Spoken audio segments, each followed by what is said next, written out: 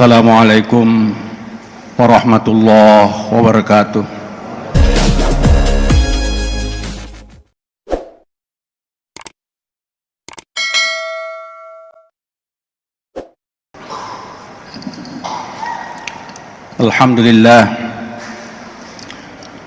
Alhamdulillahillazi ja'ala at-tijara lil muslimin wa haula'in nasi yusaddiqun wa haula'in nas ba'duhum yukha'inun. Asyhadu an la ilaha illallah wal huda wa asyhadu anna Muhammadan abduhu wa khairus shifa.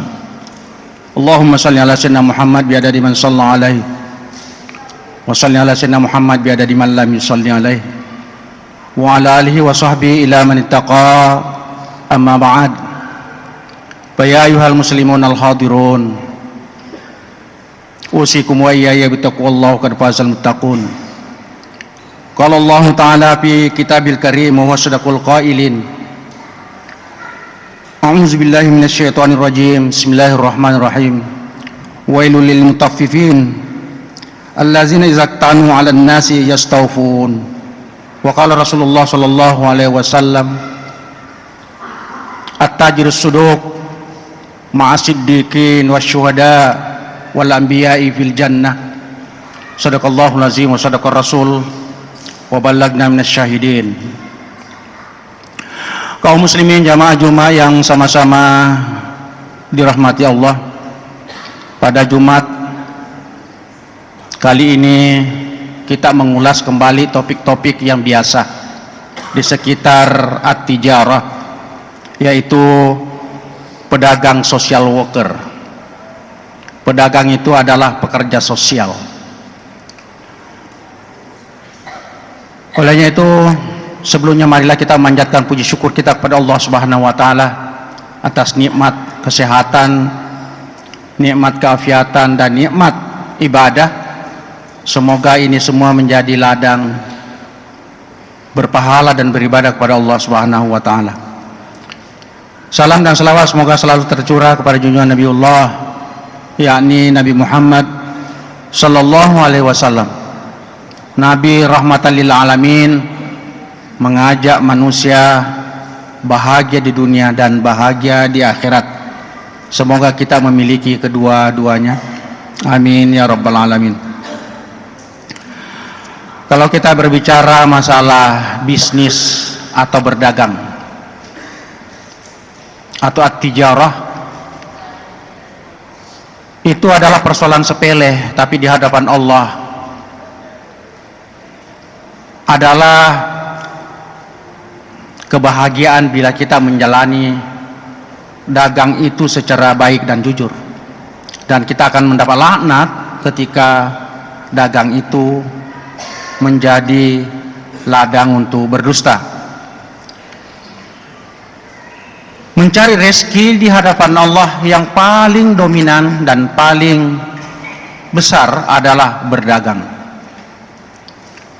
Baik berdagang itu secara manual maupun berdagang sekarang secara online.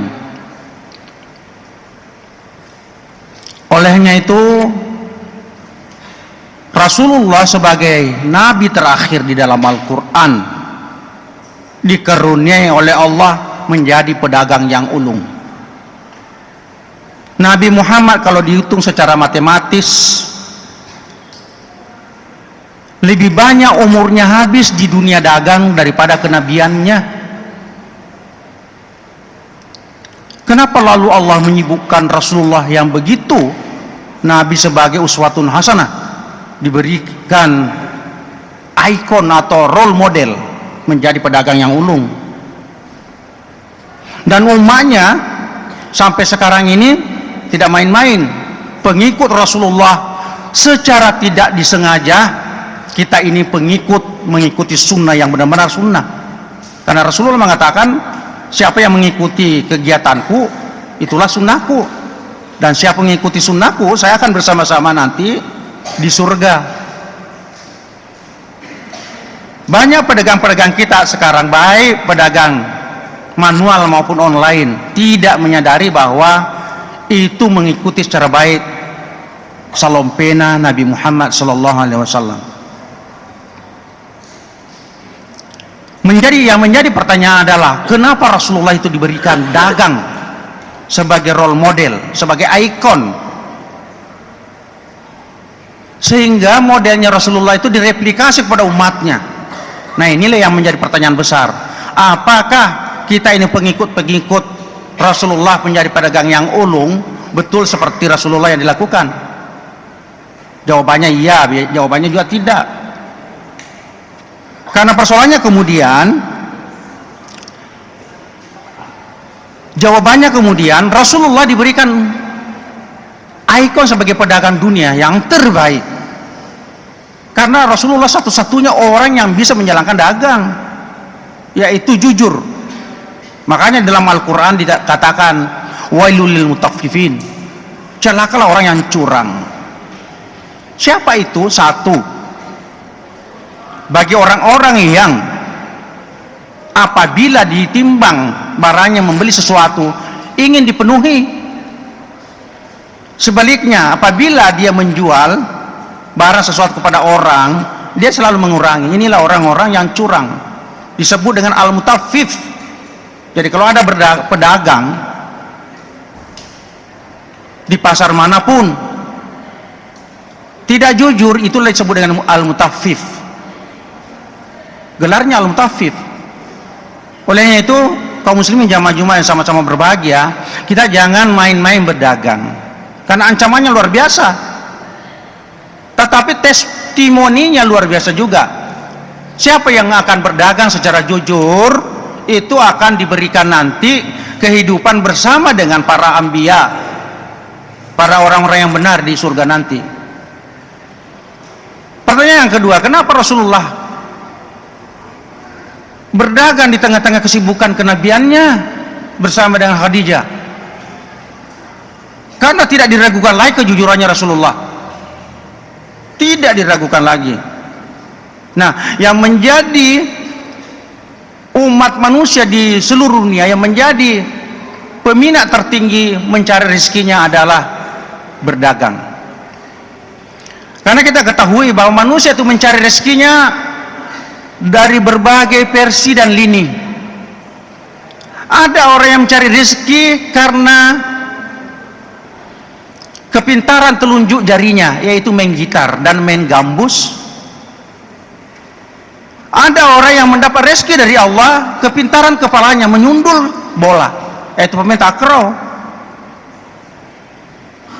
Ada orang yang mencari rezeki Allah itu karena kepintaran main kakinya, pemain sepak bola.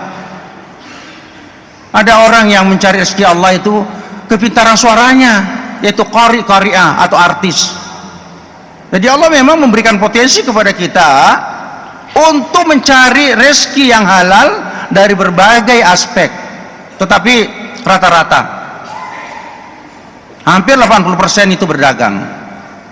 Kenapa diminati dagang? Itu gampang sebenarnya, berdagang gampang, ada modal, ada kepercayaan, selesai. Akan tetapi jangan lupa, don't forget, bagi pedagang yang tidak jujur, ancamannya, punishmentnya itu luar biasa. Kalau kita berdagang, kita harus minimal seperti yang ditunjukkan oleh Rasulullah, kejujuran. Pertanyaannya kemudian, yang menjadi orang tidak jujur di pasar-pasar manapun, baik pasar modern maupun pasar tradisional, kenapa lalu kearifan lokal kita kalau membeli barang itu yang menimbang barang adalah penjual? Kenapa bukan pembeli yang menimbang? Itu persoalannya kemudian. Kenapa kearifan lokal kita kalau para pembeli ke pasar bawa timbangan, bawa meteran, supaya terjadi kejujuran di dua belah pihak, pihak pertama penjual, pihak kedua pembeli. Nah, kearifan lokal kita itulah bukan salah, tetapi perlu dibicarakan, perlu diwacanakan, ya, perlu di-workshopkan antara penjual dan pembeli, masing-masing bawa timbangan dan meteran kalau ke pasar, supaya terjadi kejujuran antara pihak penjual dan pembeli. Nah, kalau dipikir-pikir secara matematik, secara sunnatullah, apa yang menjadi ancaman Allah Kalau misalnya itu penjual itu mengurangi timbangan, ternyata di situ sisinya makna terdalam dari penjual beli itu adalah lahirnya suatu kejujuran. Jadi kalau ada berdagang niatnya hanya menghitung-hitung untung dan rugi, bukan mengikuti sunnah Rasulullah Sallallahu Alaihi Wasallam. Kalau ada mau berdagang mengikuti kejujurannya Rasulullah Sallallahu Alaihi Wasallam, itulah yang mengikuti sunnah Rasulullah Sallallahu Alaihi Wasallam. Ini jangan main-main ini, makanya jangan lupa banyak orang yang maju dagangnya tapi tidak lama kemudian bangkrut, disebabkan niatnya adalah menghitung laba dan rugi. Akan tetapi coba kita mulai berdagang dengan memulai sholat istikharah. Saya misalnya mau berdagang emas, dengan niat dan makna terdalam, filosofisnya adalah mengikuti sunnah Rasulullah dengan perlakuan jujur, bukan laba dan untung. Inilah yang melanda dunia sekarang, dunia pebisnis. Kadang-kadang hari ini jaya, besok bangkrut, karena tidak dimaknai dengan kejujuran. Kaum muslimin jamaah Jumat yang sama-sama berbahagia, kita kearifan lokal kita di Bone, apa yang terjadi? Kalau berdagang terjadi sikus, terjadi benturan-benturan, bentrok-bentrokan. Yang penting mengejar untung sebanyak-banyaknya. Sampai-sampai orang pergi mati rokanja, keturunannya Haji Ambo Siti, nah sampai dalek lopor Allah Ta'ala. Ini kearifan lokal kita ini. Ini belum terlambat. Mari kita merubah mindset. Sekali lagi, mari kita merubah mindset, kita berdagang dengan kejujuran. Mengedepankan garda terdepan itu adalah kejujuran. Kalau kita sudah jujur, itulah laba kita, dan pasti kita dipercaya. Suku-suku tertentu di Indonesia, dagangnya tidak pernah bangkrut karena mengedepankan kejujuran. Entah itu umat Islam non muslim, kalau jujur, servisnya bagus, pasti mendapat kepercayaan. Jadi kaum muslimin jamaah Jumat sama-sama berbahagia, makna terdalam daripada dagang itu adalah satu, mengikuti sunnah Rasulullah. Yang kedua, sunnah Rasulullah terdalam di situ adalah kejujuran, bukan laba dan untung. Kalau kita sudah jujur, insya Allah di situ sudah ada laba dan untung dunia akhirat. Persoalan rezeki itu adalah dari Allah Subhanahu wa Ta'ala. Pembahasan sebelumnya kami sudah menyampaikan bahwa rezeki kita dari Allah itu bukan satu-satunya dagang. Kalau kita pandai mengetik senar gitar, itu juga banyak rezekinya. Kalau suara kita merdu, kari dan karya atau artis, juga ada rezeki di situ.